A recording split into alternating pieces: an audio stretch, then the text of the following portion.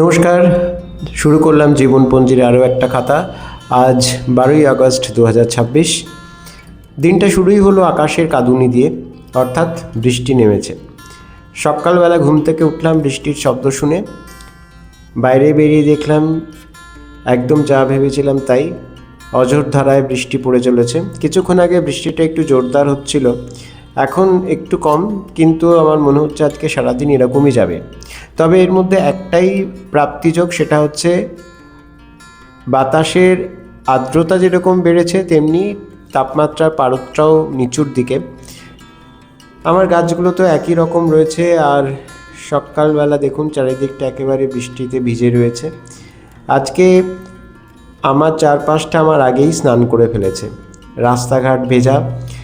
এর মধ্যেই যারা কাজে বেরোনোর তারা তো কাজে বেরোচ্ছেনই। আমার সবচেয়ে খারাপ লাগে স্কুল পড়ুয়া ছোট ছোট বাচ্চাদের জন্য। এই বৃষ্টির মধ্যেও তাদেরকে আজকে স্কুলে যেতে হবে, কারণ আজকে একটা পুরো দস্তুর কাজের দিন। আজকে বুধবার। শনি রবি যত খুশি বৃষ্টি হোক আমার কোনো আপত্তি নেই। সবচেয়ে ভালো লাগে যদি শুক্রবার রাত থেকে বৃষ্টিটা শুরু হয়ে রবিবার রাত অবধি চলে। আবার যদি সোমবার থেকে একটা রোদ ঝলমল দিন পাওয়া যায়, তার থেকে ভালো আর কিছুই হতে পারে না। কিন্তু কি আর করা যাবে। সকালবেলাটা শুরু করলাম এক কাপ কফি দিয়ে। আর এই যে কাপটা দেখছেন না, এটা আমি একটা নেসক্যাফের প্যাকের সঙ্গে পেয়েছিলাম ফ্রিতে। আসবে এখন আসবে না কেন? আমরা এখন এসে দেখি তাহলে টিভিটা নিয়ে যা। হ্যাঁ, এখনই তো আসতে পারতো। আসবে না। হ্যাঁ, তো বাজারের লোকটাকে ফোন করে যাওয়ার পথে পড়ে। হুম।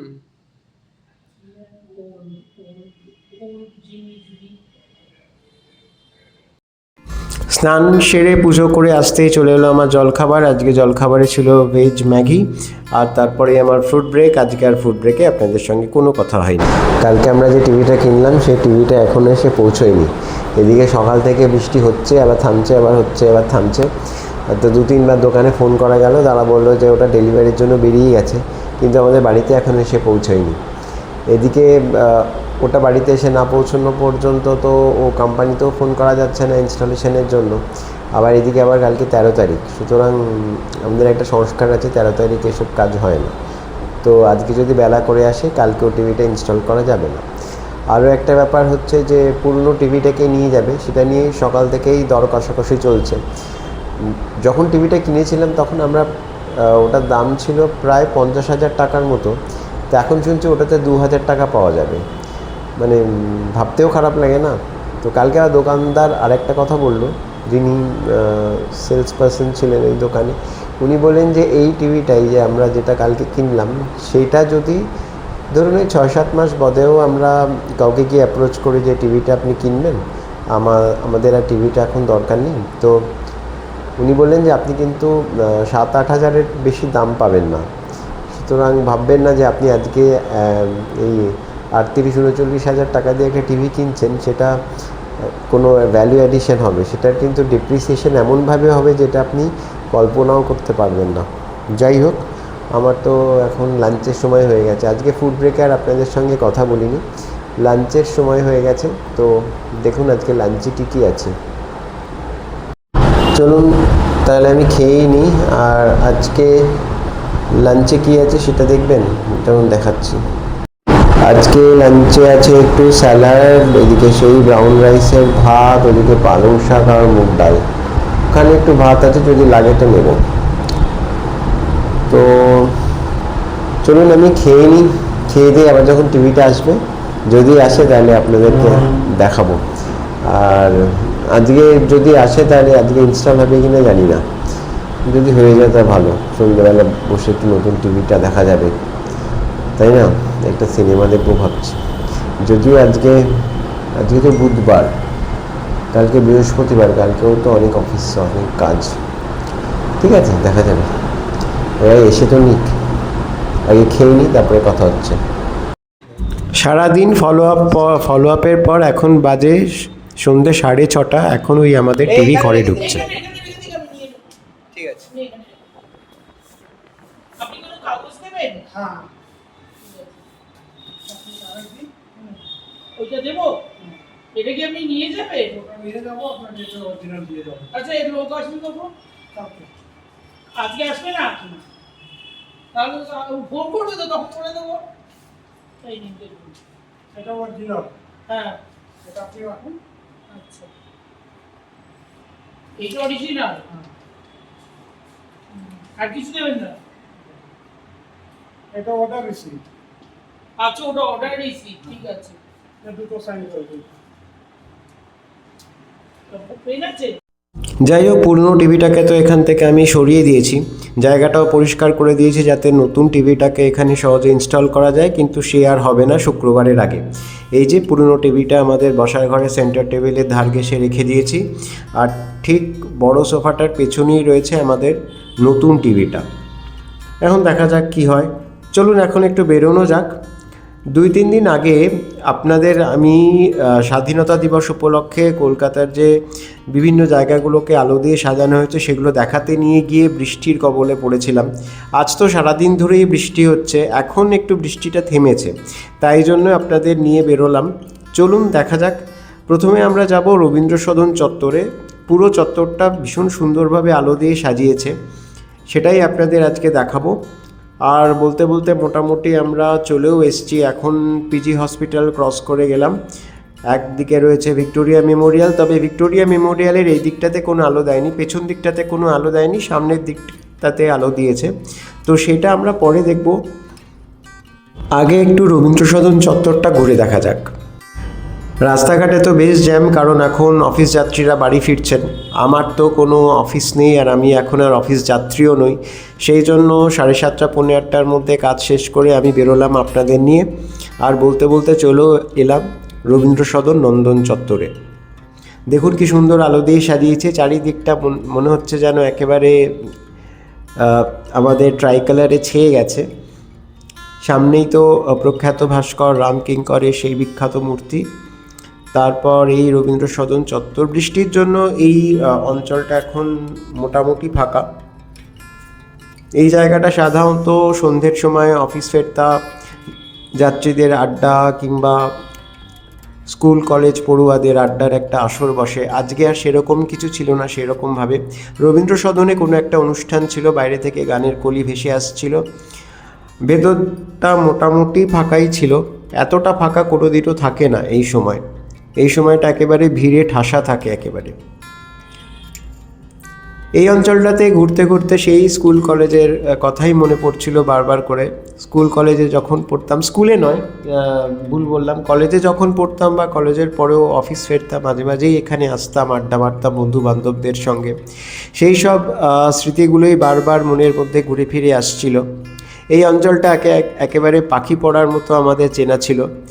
আমাদের বিয়ের পর আমি আর বুবু প্রথম 25শে বৈশাখের এক সকালে রবীন্দ্র সদনে একটা অনুষ্ঠান দেখতে এসেছিলাম, অর্থাৎ এখানে যে কবি প্রণামের অনুষ্ঠানটি হয় সেটা আমরা দেখতে এসেছিলাম। আর এখানেই দাঁড়িয়ে আছেন আমাদের বিশ্বকবি। ইনি আমাদের জীবনের প্রতিটি ক্ষণকেই বোধহয় সাজিয়ে গুছিয়ে একেবারে আমরা যাতে জীবনের পথে একদম কি বলবো স্মুথলি চলে যেতে পারি তার জন্য তৈরি করে রেখে গেছেন তার অসংখ্য সৃষ্টি। কিছুদিন আগেই 22শে শ্রাবণ ছিল, সেই উপলক্ষে এখানে বেশ কিছু অনুষ্ঠানও ছিল, তবে ওই ঝড় বৃষ্টির জন্য আমার আর আসা হয়নি। আর এই হচ্ছে রবীন্দ্র সদনের বাইরের ফোয়ারা, এটাও বেশ দেখলাম রঙিন আলো দিয়ে সাজানো হয়েছে। আর রবীন্দ্র সদনটা তো বাইরে থেকে দেখে একেবারে চেনেই যাচ্ছে না। সাধারণত কবিপক্ষে রবীন্দ্র সদন এইভাবে সেজে ওঠে, কিন্তু এবার স্বাধীনতা দিবস উপলক্ষেও এইভাবে সেজে উঠেছে। ঘুরতে মন্দ লাগছিল না, কিন্তু মাঝে মাঝে আকাশের ভ্রুকুটি সেই দিকেই চোখ যাচ্ছিল। আর এটা হচ্ছে পশ্চিমবঙ্গ বাংলা একাডেমি ভবন। এই বাড়িটাকেও খুব সুন্দর আলো দিয়ে সাজানো হয়েছে, চারিদিকটা একেবারে ট্রাই কালারে মুড়ে দেওয়া হয়েছে। এই রং তিনটে কিন্তু আমাদের অর্থাৎ ভারতীয়দের কাছে অত্যন্ত গর্বের একটা ব্যাপার। সারা বিশ্বের কাছে এই তিনটি রং আমরা আমাদের ভারতবাসীদের জন্য একটা আইডেন্টিটি বা আমাদের একটা পরিচয়, আমাদের গর্বের, আমাদের স্বাভিমানের, আমাদের অগ্রগতি, আমাদের অর্থনৈতিক উন্নতি, যাই বলুন না কেন সব কিছুরই প্রতীক এই তিনটে রং।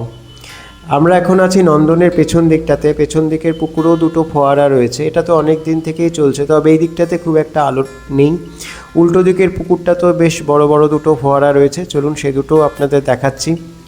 এই রাস্তাটার পাশে রেলিংগুলো আগে ছিল না, আগে এখানে বসা যেত, কিন্তু কিছু দুর্ঘটনা ঘটে যাওয়ার পরে এই দুটো পাড়ই রেলিং দিয়ে বাঁধিয়ে দেওয়া হয়েছে, কারণ দুটো পুকুরই বেশ গভীর।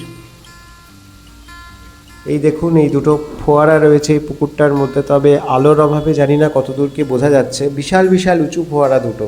যদি বাড়ির সবাইকে নিয়ে সন্ধেবেলা আসেন তাহলে কিন্তু মন্দ লাগবে না।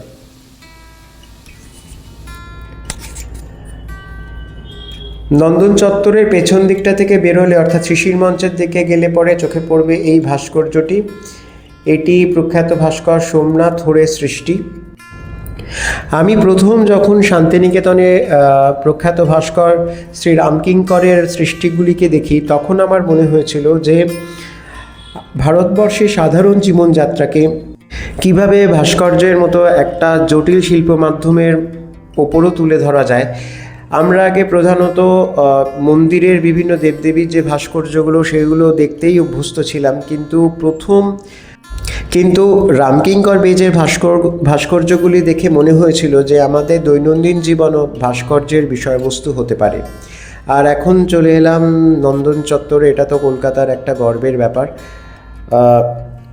প্রখ্যাত চলচ্চিত্র পরিচালক শ্রী সত্যজিৎ রায় এটির উদ্বোধক, এবং ওই যে নন্দনের এমব্লেমটি আপনারা দেখছেন সেটিও কিন্তু শ্রী রায়ই তৈরি করে গেছেন। তো এই হচ্ছে টোটাল নন্দন চত্বরের সাজসজ্জা। ভীষণই ভালো লাগছে বাইরে থেকে দেখতে। আর যেহেতু বৃষ্টি হয়ে গেছে, একটু ঠান্ডা ঠান্ডা হাওয়া দিচ্ছে। চলে এলাম শিশির মঞ্চের সামনে। গগনেন্দ্র শিল্প সংগ্রহশালায় এখন রবীন্দ্রনাথের গীতিনাট্য ও নৃত্যনাট্যের ওপর একটা প্রদর্শনী চলছে, সেটিও ঘুরে দেখালাম। চলুন আপনারাও দেখবেন। রবীন্দ্রনাথের গীতিনাট্য এবং নৃত্যনাট্যগুলির যে প্রেক্ষাপট এবং তার পিছনের যে সংক্ষিপ্ত ইতিহাস, তা এখানে খুব সংক্ষিপ্তভাবেই তুলে ধরা হয়েছে। বেশ তথ্য নির্ভর প্রদর্শনীটি, দেখতে খারাপ লাগে না, তবে হাতে একটু সময় নিয়ে যেতে হবে। অনেক অজানা তথ্য, অনেক অজানা মানুষকে আপনারা চিনতে পারবেন এই প্রদর্শনীটি দেখলে পরে। এবার এখান থেকে বেরোলাম, বেরিয়ে এবার যাব আমাদের আজকের লাস্ট ডেস্টিনেশন, অর্থাৎ ভিক্টোরিয়া মেমোরিয়ালে। আমি আপনাদের কাছে প্রমিস করেছিলাম যে আপনাদেরকে একদিন এই আলোকসজ্জাটা দেখাবো। তো আজকে আমার সেই প্রমিস রাখার দিন। চলুন যাওয়া যাক। যেতে যেতে পথে পড়বে প্ল্যানেটোরিয়াম। আমার খুব ইচ্ছে আছে প্ল্যানেটোরিয়ামের যে শোটা হয় সেই শোটাও আপনাদের একদিন দেখাবো। জানি না এখন কখন এই শো টাইমিংসটা একবার এসে দেখতে হবে। সময় সুযোগ মতো আপনাদেরও একদিন নিয়ে যাবো এই প্ল্যানেটোরিয়ামের ভেতরটা, অর্থাৎ এই শোটা কিন্তু আজকেও সমান রোমাঞ্চকর। আজকেও মানুষজন ভিড় করেন এই শোটা দেখবার জন্য। দেখতে দেখতে কুইন্স অ্যাভিনিউ ধরে আমরা চলে এলাম ভিক্টোরিয়া মেমোরিয়ালের সামনে। এক সময়কার ব্রিটিশ সাম্রাজ্যের প্রতীক এই ভবন কিন্তু আজ পুরোপুরি তিরঙ্গায় মুড়ে দেওয়া হয়েছে। এটা যে আমাদের কাছে, অর্থাৎ ভারতবাসী হিসেবে, স্বাধীন ভারতের নাগরিক হিসেবে এটা যে আমাদের কাছে কতখানি গর্বের, সেটা তো আর বলার অপেক্ষা রাখে না। বহু প্রত্যাশিত, বহু কষ্টার্জিত এই স্বাধীনতা আমাদের কি দিয়েছে সেটা আজ অনেকের কাছেই একটা বিতর্কের বিষয়। দেশের অধিকাংশ মানুষকেই আমরা এখনও অন্ন বস্ত্রের সংস্থান করে দিতে পারিনি, কিন্তু তা সত্ত্বেও ভারতীয় জাতীয়তাবোধ বা ভারতের যে মূল্যবোধ, সেটা কিন্তু আমাদের সংবিধান এখনও আমাদের সেটা রক্ষা করে চলেছে বহুদিন ধরে। ব্রিটিশ সাম্রাজ্য শৌর্যবীর্যের প্রতীক এই সিংহগুলিকে দেখে মনে হচ্ছিল যে একসময় সেই সাম্রাজ্যবাদের কত না অত্যাচার আমাদের দেশের মানুষজন মুখ বুজে সহ্য করে গেছেন, এবং তারা প্রতীক্ষা করেছেন স্বাধীনতার সেই সুবর্ণ মুহূর্তটির জন্য, যখন স্বাধীন ভারতবর্ষের পতাকা এই দেশের মাটিতে মাথা তুলে উঠতে পেরেছিল। বহু মানুষের বলিদান, বহু মানুষের অত্যাচার অবিচারের কাহিনী জড়িয়ে রয়েছে আমাদের স্বাধীনতা সংগ্রামের ইতিহাসের পাতায় পাতায়। আজ সেই ভিক্টোরিয়া মেমোরিয়াল কিন্তু একেবারে ত্রিবর্ণ রঞ্জিত। এটা যে একজন ভারতবাসী হিসেবে সত্যি ভীষণ একটা গর্ব অনুভব হচ্ছিল যে আমরাও সারা বিশ্বের কাছে দেখাতে পেরেছি যে না, ভারতবাসীরাও স্বাধীনতার জন্য সংগ্রাম করতে পারে। আর ভিক্টোরিয়া মেমোরিয়ালের বাইরে দৃশ্যটা তো বরাবর একই রকম থাকে। তাই আমার এই ভিডিওটি যদি আপনাদের ভালো লেগে থাকে তবে চ্যানেলটি সাবস্ক্রাইব করে আমার পাশে থাকবেন, আপনার বন্ধুত্বের হাত চেয়ে আমার দিকে বাড়িয়ে দেবেন। আর আজকের মতো তাহলে আসি, আবার দেখা হবে নতুন একটা ভিডিওতে। ততক্ষণের জন্য সবাই সুস্থ থাকবেন, ভালো থাকবেন এবং অবশ্যই বিশ্বস্তভাবে নিজের যত্ন নেবেন। আজ আসি, নমস্কার।